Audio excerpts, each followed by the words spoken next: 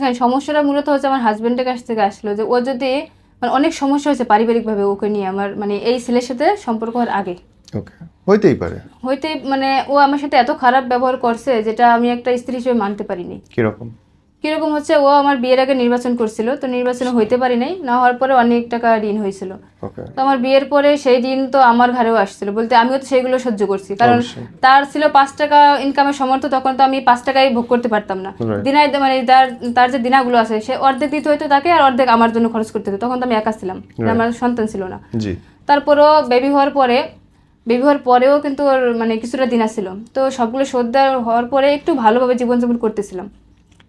তারপরে ও আবার নির্বাচন করবে, মানে ঘুরে 5 বছর হয়ে গেল, 5 বছর পর পর তো নির্বাচন হয়, আবার নির্বাচন করবে।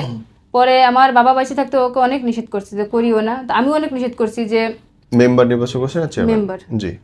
যে আমি মানে ওরা কিন্তু 7 ভাই, হুম। তো ওদের আর্থিক অবস্থা যেমনই ছিল, 1 বোন 8 ভাই বোন, তো ভাগ করলে কিন্তু দেখা যাচ্ছে এতটুকুই পাইতো, তো ওর 2টা টাকা জমানো ছিল না। হুম।